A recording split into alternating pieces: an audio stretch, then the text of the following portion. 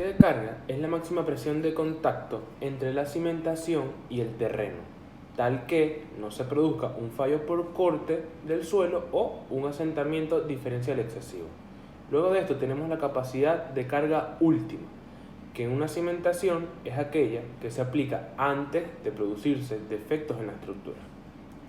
Y para terminar tenemos también la capacidad de carga admisible, que es aquella que se puede aplicar sin producir defectos a la estructura, teniendo un margen de seguridad dada por el coeficiente de seguridad. Los elementos a utilizar tenemos Q minúscula, tanto la última como la admisible, que son las cargas, AF, que es la área de fundación a trabajar, Q mayúscula, que es igual a la Q minúscula, como anteriormente dijimos, que sería carga por el área de la zapata.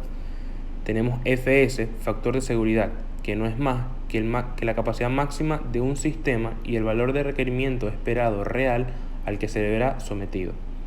Luego tenemos cohesión, que es C, unión entre las moléculas de un cuerpo debido a la fuerza de atracción. Gamma, que es la presión efectiva del suelo, que es la capacidad de resistencia efectiva que tiene el suelo donde trabajaremos. DF, que es la distancia desde el suelo hasta la parte inferior de la zapata. Tenemos peso específico, ángulo, HC, que es el espesor de la zapata, B es el lado de la zapata, y NC, NQ y N por peso específico son los factores de capacidad de carga.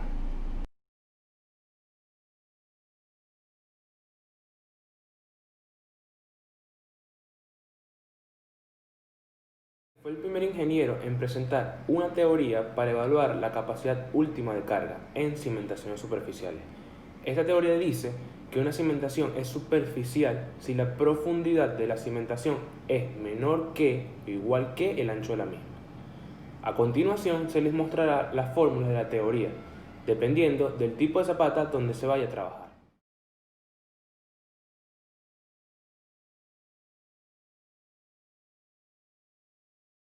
Las corridas son comúnmente utilizadas en fundaciones de muros de carga portante.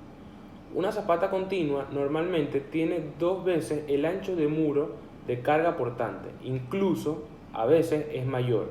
El ancho y el tipo de refuerzo dependen de la capacidad portante del suelo de cimentación. Las zapatas cuadradas son aquellas que su forma tiene los mismos lados. Las zapatas circulares son aquellas que presentan como característica principal su forma circular. Mediante esta tabla podemos sacar los factores de capacidad de carga de NC, NQ y N peso específico, siempre dependiendo del ángulo con el que se está trabajando. Los factores de capacidad de carga también los podemos obtener mediante estas fórmulas, pero cada quien podría usar de la manera de cual la prefiera.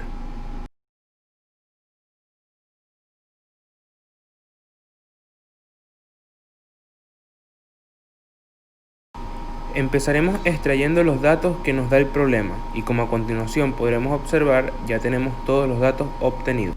Nuestro primer paso será determinar la fórmula a utilizar mediante la fórmula de Terzaghi. Luego, con el ángulo que nos dan, vamos a tener que determinar la NC, NQ y N peso específico. Luego vamos a sacar gamma, que sería la DF por el peso específico. Luego de obtener todos estos datos y no tener ninguna incógnita dentro de la fórmula de la teoría de Terzaghi, procedemos a introducir todos estos valores para poder encontrar la Q última, carga última. Esto nos da un total de 100.5 toneladas por metro cuadrado.